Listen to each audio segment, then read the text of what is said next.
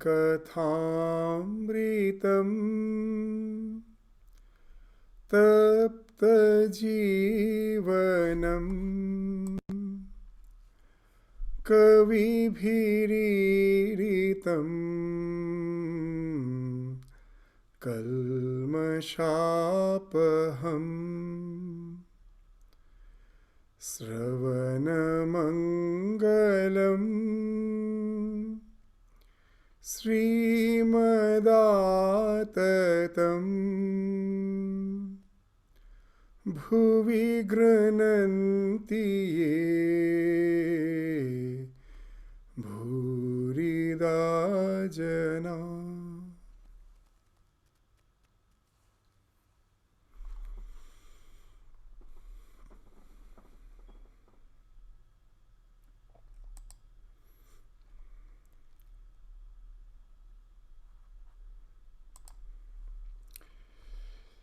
So after the break, we are going to continue with the study of the Gospel of Sri Ramakrishna.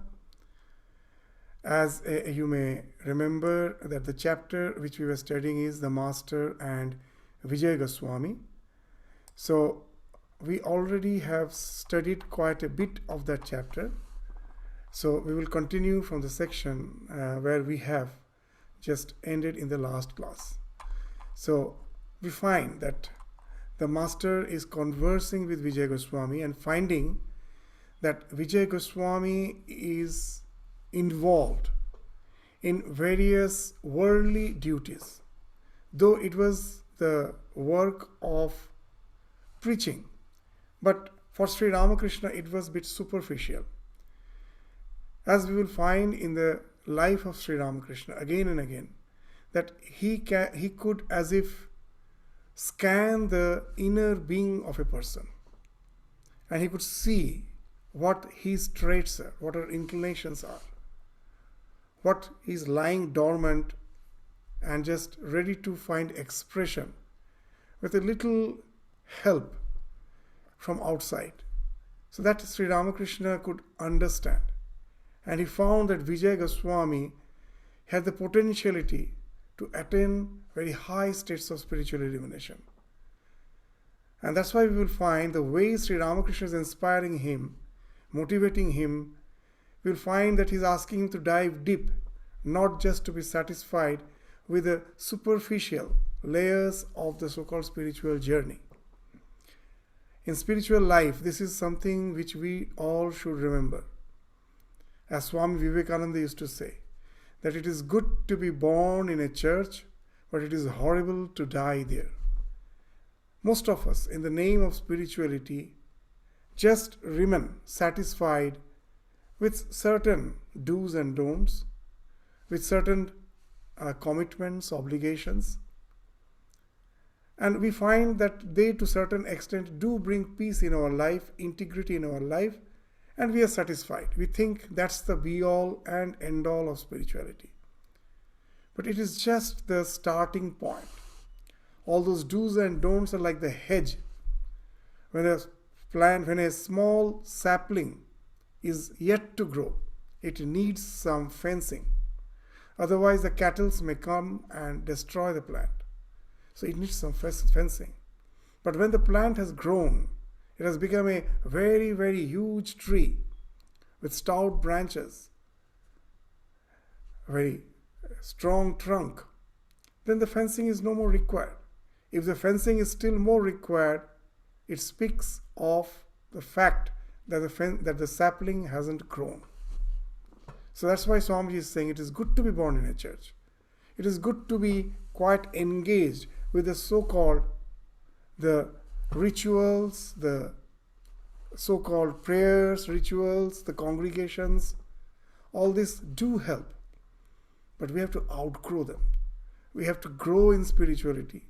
And a few are there who do have that inner potentiality to grow in spiritual life. And Sri Ramakrishna, finding Vijay Goswami to be one, we will find that the conversation speaks of that he is asking him not to be satisfied where he is. As Sri Ramakrishna used to relate a story that go forward, that An woodcutter, a very poor woodcutter, every day used to go to the fringes of the forest to cut some firewood, and he used to sell the firewood, and with that, whatever, that little earning he had, he could just sustain himself. And one day when he was cutting wood in the forest, a brahmachari, a spiritual practitioner, a brahmachari, he came from the deep depths of the jungle, and seeing this woodcutter, he told, "Why are you just satisfied with the cutting of these firewoods in the fringes of the forest? Go forward, go forward." Now for a few days, the woodcutter went on cutting the firewoods only.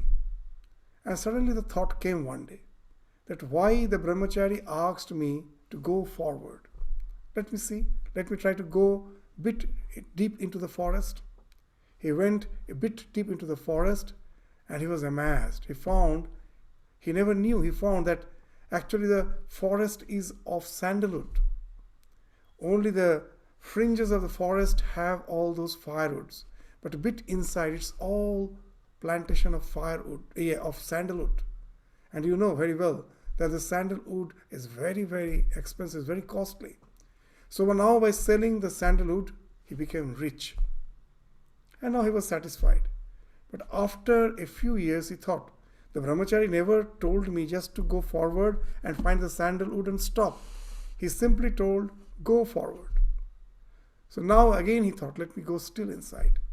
And then he went still deep into the forest. And then he found that actually there are gold mines. He became more rich. And then, so first he found the silver mines, then the gold mines, and then he found the precious jewels, and he became extremely rich. So why Sri Ramakrishna is saying this simple story? Just to say that never be satisfied where you are. Go on proceeding, go on proceeding. So now, Vijay Goswami was associated with the Brahma Samaj. And we will find that Brahma Samaj was more of a social reform movement. Its approach was from the top to bottom reformation. There were some social evils to reform that, to give education to the women folk, to speak of equality, to speak of eradication of the caste distinctions. So it was more of a social reform type of movement. It was good. But we find this type of movements are some from top to bottom. You believe in some resolutions and to adopt those resolutions in your society, and with that to bring reform, as if that is the be-all and end of your spiritual journey. But the genuine religious movement's approach is bottom to top reformation. What is that? It speaks that we ourselves have to first dive deep into ourselves to find the essence of the spirituality, which is at the core of our being. And the richness, the treasure which we get from that realization, with that when we come out, then our mere existence becomes something beneficial for the society. He did not have to plan. He did not have to take resolution what to do and what not to do. Whatever he does, that becomes something productive for the society. His very existence becomes something illuminating for the society. So that is from bottom to top. So first reform yourself before thinking of reforming the world. Atmanam mokshartham jagatitacha. Think of your own liberation, and that of course will enter into the welfare of others. So that's the thing, that's the approach which we find in all the genuine religious movement. So on those lines, if we keep this background in the mind, then we will find that what Master Sri Ramakrishna is saying to Vijay in the succeeding discussion do have some profound meaning. So what now? We will go to the conversation. What Master is saying to Vijay, the task of a religious teacher is indeed difficult. One cannot teach men without a direct command from God. People won't listen to you if you teach without such authority. Such teaching has no force behind it. One must first of all attain God through spiritual discipline or some other means. Thus, armed with authority from God, one can deliver lectures. After receiving the command from God, one can be a teacher and give lectures anywhere. He who receives authority from God also receives power from Him. Only then can he perform the difficult task of a teacher. So this is very important thing. If we study the history of world religions, you'll find that the prophets of all the religions were inspired. So all scriptures are revelations. They are the inspirations, the word of God. The strength comes from the conviction resulting from the realization. And this realization, where the strength comes from? From the conviction of the realization, because they have seen something. When Naren is a young boy, he's yet to become Swami Vivekananda. As a young boy, as a college student, that quest came into him, that quest dawned in his life. That all the scripture speaks of God. Whether are they mere words or really God is. If God is, have anyone seen God? With that question, he was going from door to door. He was going to various religious organizations. He was meeting various religious leaders. And he never found a very direct answer to this question. He was not satisfied. And at last he came to Ramakrishna. And with the same question, sir, have you seen God? And we find the answer is very direct. Yes, I have seen. And not only that, I can show God, I can show it to you. It's not that only I have seen. There is a way out. As we will find, when Buddha came out from the realization, what are the 4 Arya Satya?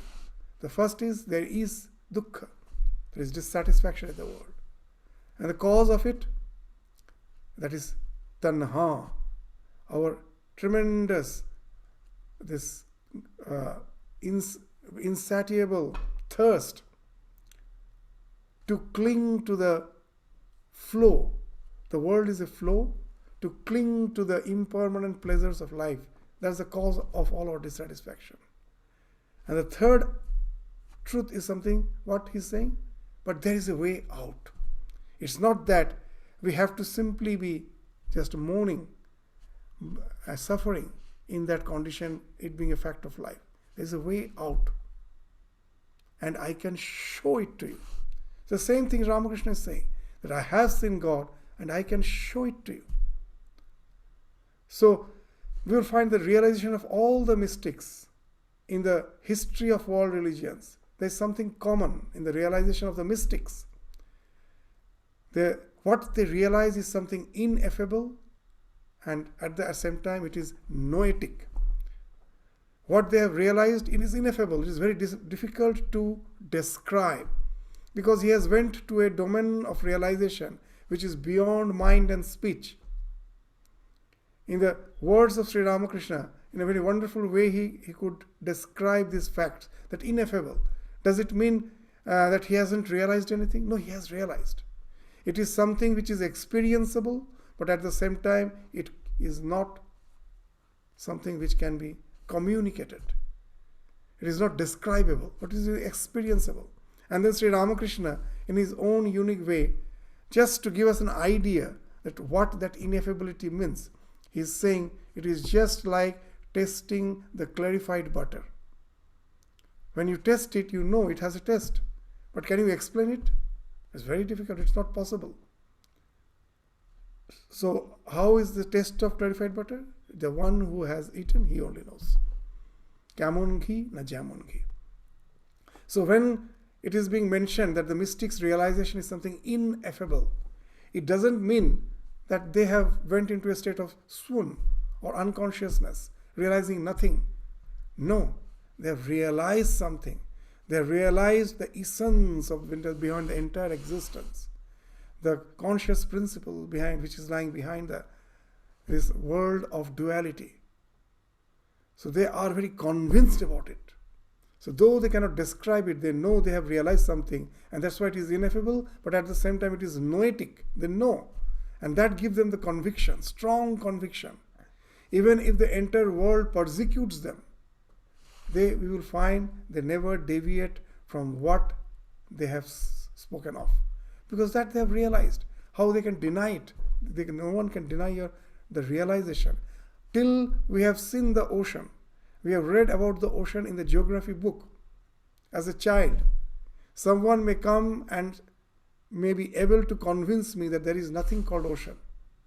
But once I have seen the ocean, can anyone convince me about its non-existence? Impossible. So knowledge is realization. Unless you realize, there cannot be any knowledge.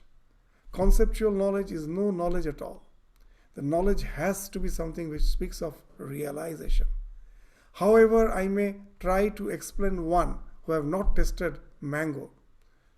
I may go on speaking for days together.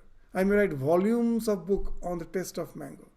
But do we think that a person who has not tasted the mango can understand by reading all those books, by hearing all those lectures, the taste of mango? It's impossible. He may think that I have understood. By reading all those books, he may conjure up so many ideas. But the day he tastes the mango, he himself will burn all the books which he has written about the taste of mango, knowing them to be useless. So knowledge is realization. So the teachers who have went to that realization, from that they come back. Now they are convinced. That conviction gives them the strength. Nothing can deviate them. Even the entire world comes and denies the fact that what you have realized is all nonsense. But nothing will be able to just waver him from the truth. He remains established in that. Because it is something which is his conviction. The conviction which has dawned from realization. And that gives the strength. So that's the thing Sri Ramakrishna is saying in his own way, in the simple words. That the task of a religious teacher is indeed difficult. One cannot teach without direct command from God. What it means realization. People won't listen to you if you teach without such authority. Such teaching has no force behind it. One must first of all attain God through spiritual discipline or some other means. Thus, armed with authority from God, one can deliver lectures. After receiving the command from God, one can be a teacher and give lectures anywhere. He who receives authority from God also receives power from Him.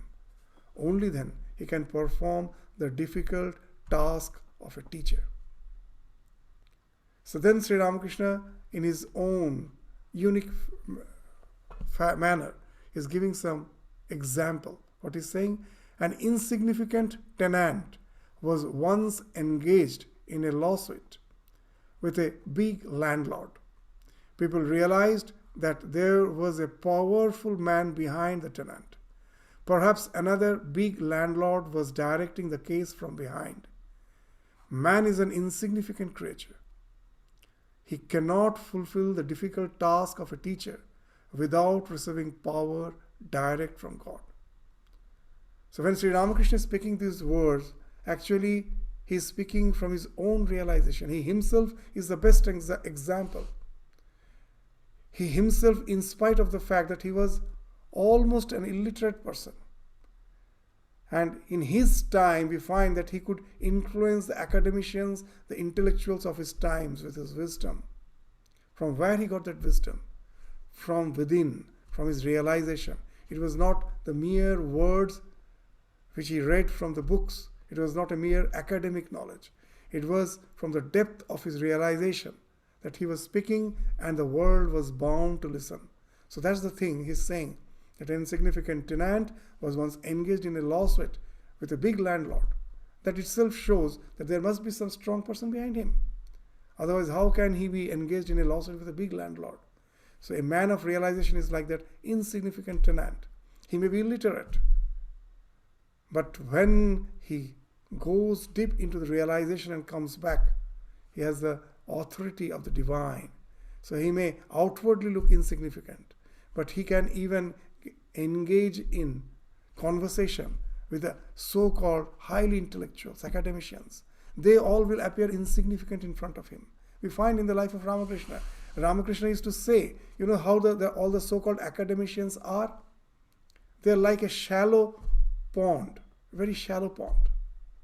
The water looks clean, but you just go and stir the water a little, you will find all the dirt. It is very shallow. All the dirt will come and dilute the water and make it very turgid. So that's the thing Ramakrishna is saying, that because their knowledge is very shallow, it has no depth. You just cross him, you will find that he starts babbling, he starts speaking meaningless words. But a man of realization, from the depth of his conviction, we find his knowledge is something which no one can question, no one can put him in doubt. He's speaking from the depth of his conviction.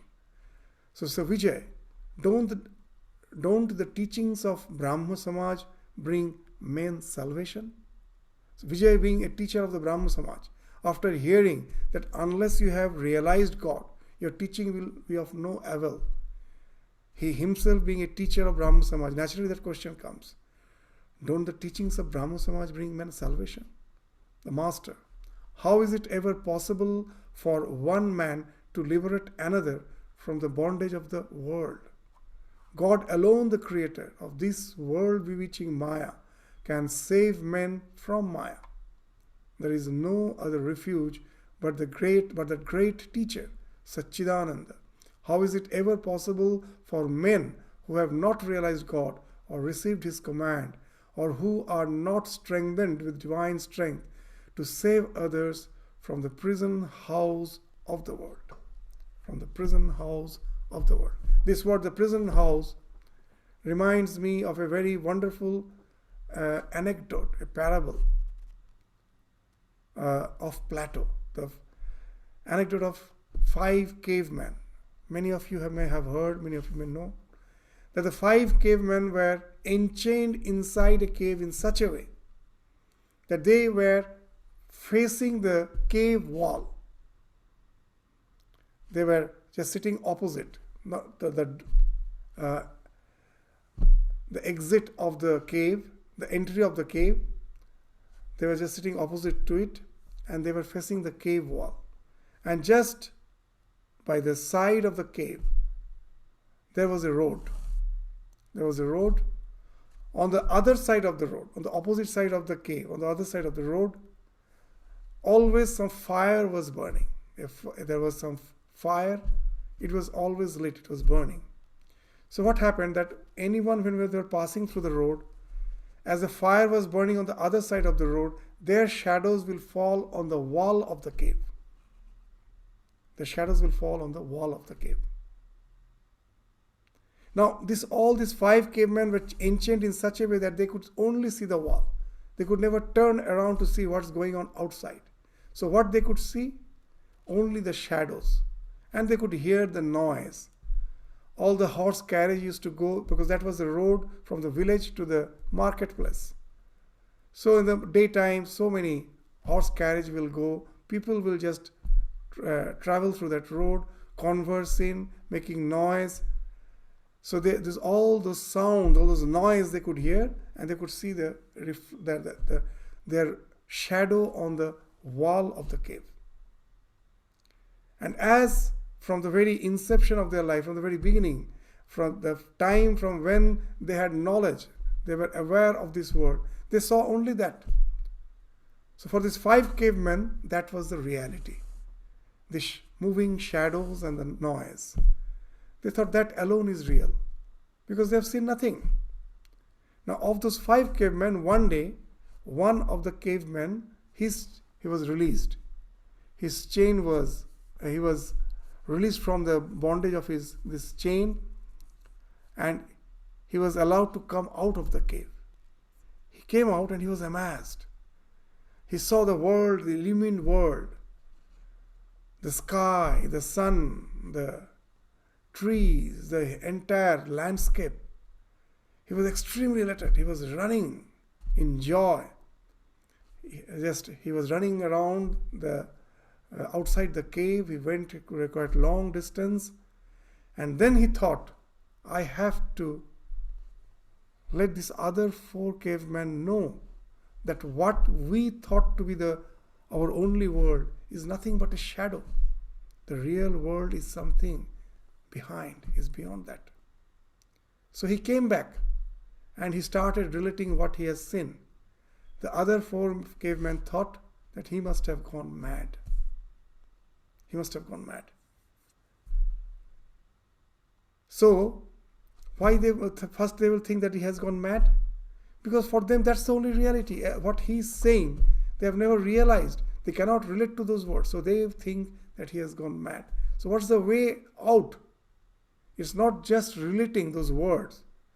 This caveman should have, the one who has been released, should have the power, should have the capacity to release the bondage of all the other 4. If he's just simply speaking, then what he's relating will make no sense to the other person. They also has to be released from the bondage so that they also can turn around and see the world and then relate to this world and then come to the conclusion, then come to that conviction that what he's saying is true. So now you will understand what Sri Ramakrishna, that the avatar has the power. Not only that he has somehow realized. He has realized. There are many who himself has realized and then has left this world, knowing this world is a mere shadow. That's what the word Maya means. That this world is Maya. What it means, that what I am seeing, what I'm seeing, what appears to be real, is actually not real. Maya. Ya is used, the word Ya means yatha yatha, as it is.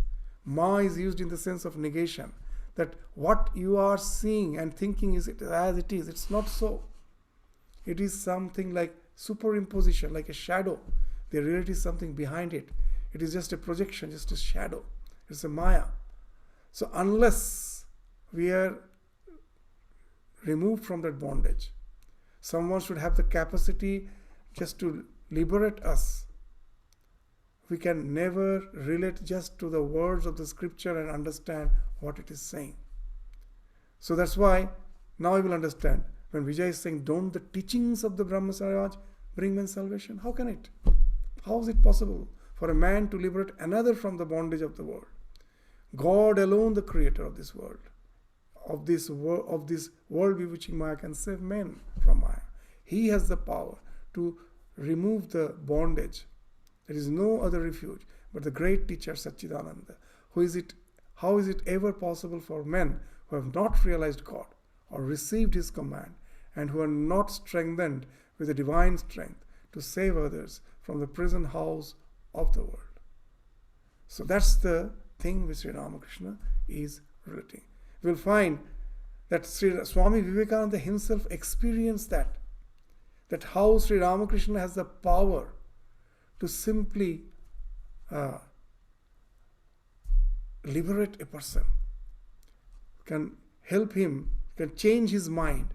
So he used to say a very interesting thing, that Sri Ramakrishna's tremendous power, what's about his power? That we see so many people can do so many miracles, but all the miracles are related to this physical world. All this is something physical. But Sri Ramakrishna's miracle was something wonderful. What? In the words of Swami Vivekananda, he would get hold of the mind of a person just like a clod of clay and give it the shape as he desired.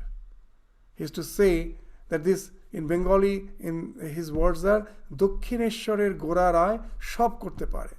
The Gora Rai, the Chaitanya of Dakshineshwar, this Gora Rai actually indicates Chaitanya Mahaprabhu. So Ramakrishna, when speaking of Ramakrishna, Naren is saying that the Chaitanya of Dakshineshwar means this Ramakrishna. He can do anything. So he has that power, that strength. We will find much later in the last days of Swami Vivekananda, when the novices started joining Belur Math.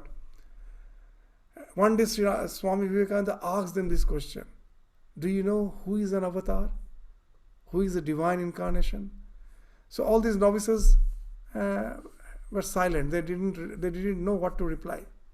And finding no reply, then we find Swami Vivekananda himself is saying that one who can alter the lines of destiny in one's forehead. It is believed that all the lines in the forehead speaks of our destiny. You can read your destiny by knowing to read the lines in your forehead. So that's a notion. And when Swamiji is saying an avatar can change those lines, he has that capacity. He can liberate a person. He can totally change the course of our life. So that's why mere teaching is of no use. So you have to yourself go down to that level of liberation and then get that commandment, the command from the divine. You find in all the religion, that's the thing which has been spoken of. The prophet, he is the one who has got the command from the divine. Then only he can help the world to attain spiritual illumination. Just mere lecture won't help. Now, that's again and again we are saying, Sri Ramakrishna saw within Vijay the tremendous spiritual potentiality. And that was proven to be true. After the passing away of Ramakrishna, in the later years, we find Vijay in the role of a very a great spiritual teacher, an illumined spiritual teacher. So Sri Ramakrishna saw that. So he saw in Vijay that capacity. So that's why we find his teachings for him is very specific. He's asking him that not to just simply indulge in just teaching and be satisfied with all the works he was doing. He has to dive deep. We'll find that after hearing these teachings, Vijay did leave all the work of the Brahma Samaj and wait for intense spiritual practice, which took him to a state of realization, from where he came down as a world teacher. So these words, if you just simply read this word without knowing the background, you won't understand how prophetic these words are. He could see, and that's why he's saying all these words to him, that how is it ever possible for a man to liberate another from the bondage? So it have to be God alone, or someone who has been authorized by the divine for liberating others, being being established in the spiritual realization himself. So we'll find that Sri Ramakrishna himself has indicated in so many ways. There are so many funny stories which Sri Ramakrishna used to relate, that you know that in Narada Bhakti Sutra they have told that it is very difficult to get a spiritual leader, a truly illumined spiritual teacher. But when you really at last get him, know it for certain that his influence on your life is something, in Sanskrit they call the word amogha. Amogha means it is something which have a definite, means it's not something that there's a question of maybe. Definitely a change has to come in your life, today or tomorrow. We'll find a very interesting thing. Girish Ghosh, those who know that character, he was a drunkard, though he was a quite well-renowned figure in those days. He was a very famous dramatist. He used to write these scripts for the dramas. He himself used to direct. He was also an actor. He was a versatile person in those days. But his inner life was totally in turmoil. He was a drunkard. His character was of questionable character. He was a man of questionable character. But somehow he developed a tremendous devotion for Ramakrishna. He started visiting him. And Ramakrishna had that unconditional love for Girish. He blessed him. But Girish at the beginning found as if there is no change in his life. Though we will find in the later life a remarkable change, that Girish was totally transformed. But for the first few days when he was gone, he thought that immediately something is going to happen, and he himself never realized that the change actually has started happening, that his life was getting transformed. So he, being a bit impatient, one day told, "Sir, will nothing happen to me? Will I remain the same person?" And Ramakrishna's that answer was wonderful. He told, "Do you think an ordinary snake has bitten you? You have been bitten by a deadly cobra. Now you can run anywhere. Just when you know that a predator somehow comes and pounces on me and maybe has just removed a dab of my skin or flesh, still I can be, if I can run away, I can save myself. I can survive, still the chance is there. But suppose a cobra has bitten you. Now you escape, you run away. Can you survive? The poison has entered. The venom has entered. Into your blood. So now Sri Ramakrishna is saying that now you may run. You may go to the top of the Himalaya. You may go to the bottom of the ocean. You are going to die. Nothing can save you. So don't think that you have been bitten by an ordinary snake. You have been bitten by a deadly cobra. So amogha, it is going to happen. So that tremendous power is there. There's a wonderful story which Swami Vivekananda relates. Much later. It is not in the gospel. Swami Vivekananda, while he was touring the West, he was very tired. Constantly lecturing, was very tired. So he wanted to have a little rest. So some devotees planned to take Swamiji for some retreat. They went to Camp Percy.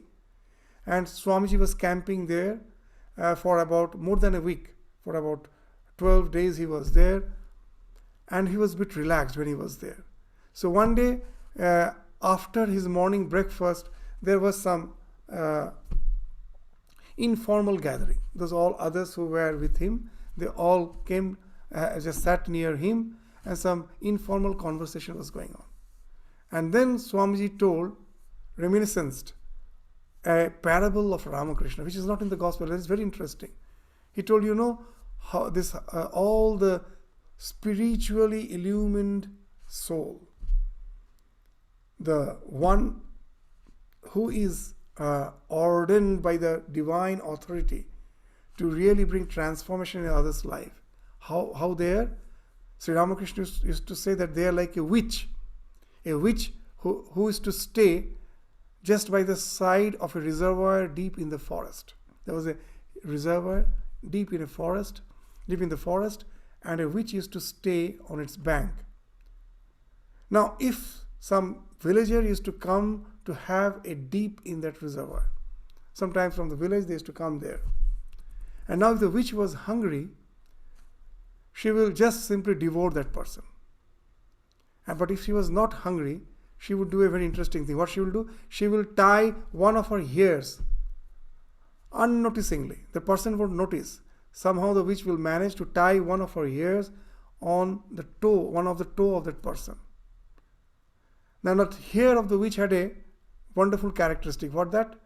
It could extend infinitely. The more you stretch it, it goes on extending. So the person would have a dip, take a dip in that reservoir, and then he will go back to the village, not knowing that one hair is tied to his toe. So he is moving and the hair is stretching and it is getting elongated. And most probably after returning to his home in the village, he had his meal and then he had his dinner and then he went for sleep. At the dead of night, now the witch is hungry. Now she simply starts pulling that hair and drags that person and devours. So Sri Ramakrishna by this story is to say that for some, he may devour immediately. For some, he may take some time. But know it for certain that they will be devoured. What's the idea? That their touch, their blessing is something which is something there is something which you can never fail. It is bound to find expression through our life, at last taking us to the higher stages of spiritual illumination. So that's the thing which Sri Ramakrishna is indicating.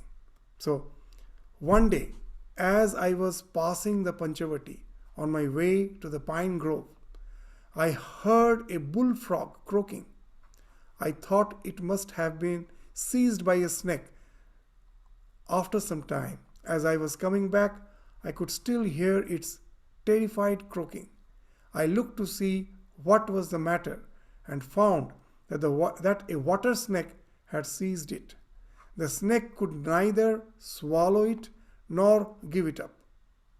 So there was no end to the frog's suffering. I thought that had it been seized by a cobra, it would have been silenced after at the most 3 croaks. As it was only a water snake, both of them had to go through this agony. A man's ego is destroyed after 3 croaks, as it were, if he gets into the clutches of a real teacher. But if the teacher is an unripe one, then both the teacher and the disciple undergo endless suffering. The disciple cannot get either of his ego. The disciple cannot get rid either of his ego or of the shackles of the world. If a disciple falls into the clutches of an incompetent teacher, he doesn't attain liberation. In the scripture, in our Upanishad, they say it is just like andhe naiva niyamana yathandaha. It's just like a blind leading the blind.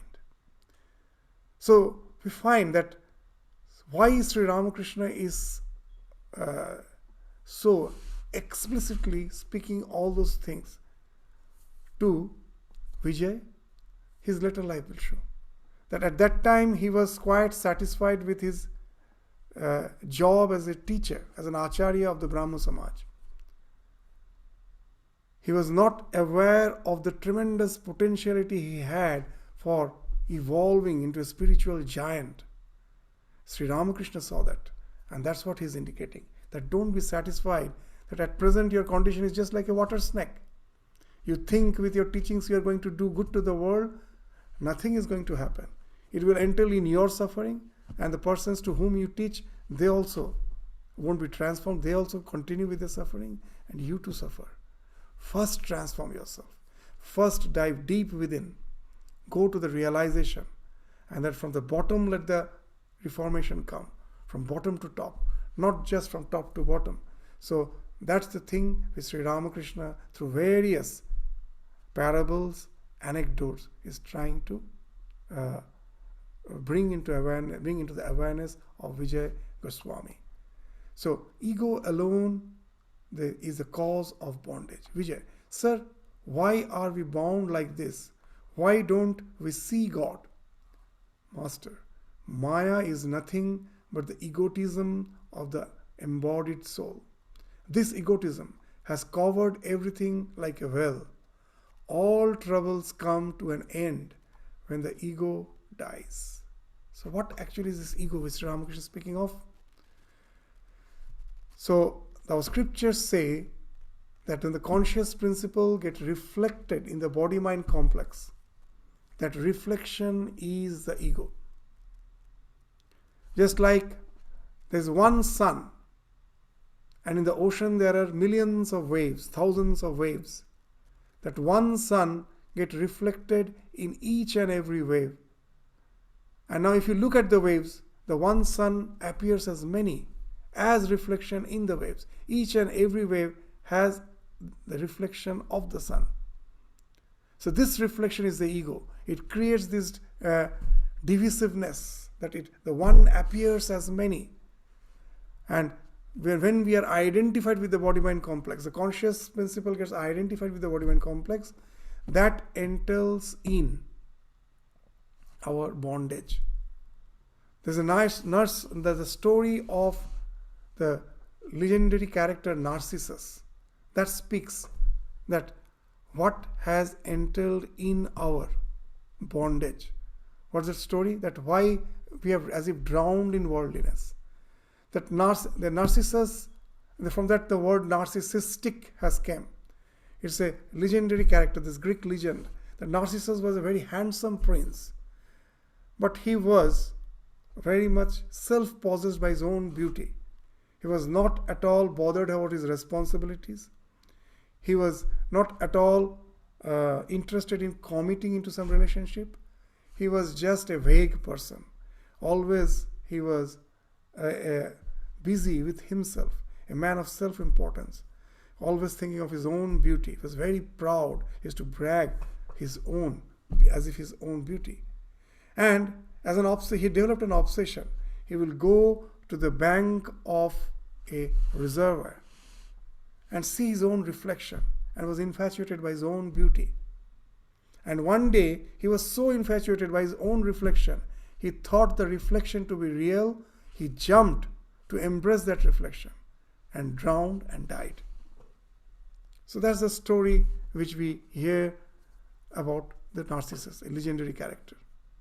So that's what has happened to us. The conscious principle has got reflected in this body-mind complex, and seeing the reflection there, it wants to embrace it. It is infatuated by it. It wants to become identified with it. And in the process, it gets drowned in this ocean of worldliness. And this reflection is the ego. What actually this ego is like? It is just like the echo of the self through the body-mind complex. That how the ego works. What's the basic idea behind the ego? That suppose now I am standing in front of a mountain and I shout out my name. And I find that my name is echoed back from the mountain. As if from the mountain someone is calling me. I get that sort of wrong notion. But it's just the echo. It is I who am shouting my name, but it seems someone is as if calling me. So similarly, the self, when it gets reflected in the body-mind complex, the self says, I am eternal. The echo from the body-mind complex comes out, I am eternal. And this is the cause of all suffering. When now the self thinks that this body-mind complex is eternal. Just the way when the echo comes from the mountain, I think someone is calling me from the mountain. Here also the self thinks the body-mind is saying I am eternal. And I identify with that. And even a small bacteria, what it is doing? If you give some nutrient, it is drawn towards it. If you give some toxin, it moves away from it. Why? The same, the ego, the self-conscious principle, when it gets reflected in that microbe body, that ego emanates. That ego says, I am eternal. But I cannot realize that eternity in this body. With a little change of condition, of the living condition, I may perish. But something is saying you're eternal. To realize that eternity, now I am drawn towards something which is favorable for my existence as a body-mind complex. And whatever is not favorable, I run away from it. So these are the basic responses from the stimuli that results in evolution. That in Vedanta, the evolution is never denied. That evolution has happened. But that entire process of evolution is out of the ignorance. What's the ignorance? The self has forgotten its real nature, that it is already eternal, that it is already pure, that it is already perfect. It thinks itself to be the body-mind complex, and because of the ego that you are perfect, you are eternal, it wants to realize that through the body-mind complex, and that results in the evolution. At last, as a human being, we have the capacity, we have that uniqueness to realize that I'm already pure, I'm already perfect, I'm already eternal. It is only because of my ignorance, as I have identified myself with that ego, resulting in the ego. The ego has resulted in the ego. That I was thinking myself to be limited, and I was chasing to attain eternity in the physical world, which is never possible. The physical world is a flow. You can never realize eternity there. But I'm already eternal. I just have to detach myself from the reflection and get established in my real nature. And then that speaks of liberation. Liberation is from ignorance, not from the state of bondage, because I'm never in bondage. It is the ignorance which makes me feel that I'm in bondage, but I was never in bondage. So now you will understand that the word Maya means what? As we told, Maya. What I am seeing is not actually real. Something is, the self is appearing as this body-mind complex. It is a conscious principle which is appearing as this body-mind complex. It is conscious principle which is appearing as this world. And how it has happened? Because of the ego. So this Maya is nothing but the egoism of the embodied soul. The egotism has covered everything like a well. It is not allowing us to see the reality. All troubles come to an end when the ego dies. We find in some other place in the gospel, when someone is asking Ramakrishna, when shall I be free? And Ramakrishna's wonderful answer, when I, this I is within the inverted comma, is when I cease to be. When shall I be free? When I cease to be. That I is the ego. That once it ceases, immediately you, like a flash, that the bondage doesn't break little by little. In a flash, the moment that realization dawns, in a flash, all the darkness falls off. Immediately you get liberated. As Sri Ramakrishna very nicely used to say, suppose a cave is dark, that no light has entered there for millions of years or for thousands of years. And now you go inside the cave and just strike a matchstick or just light a torch. Do you think it will take another million years to gradually remove the darkness? No. Immediately in a flash, the million years of darkness vanishes just in a flash. So similarly, all the Maya, all the ignorance just vanishes in a flash, just the moment the ego is annihilated. So that's what Sri Ramakrishna is saying. So you'll find the entire scripture is in this gospel. In simple words, he is speaking the entire gamut of the Vedanta philosophy in very simple words. And that's the beauty of the gospel of Sri Ramakrishna. We will continue with it, with his discussion again in the next class, in the next week. So with this, we stop our discussion today. Thank you all. Namaskar.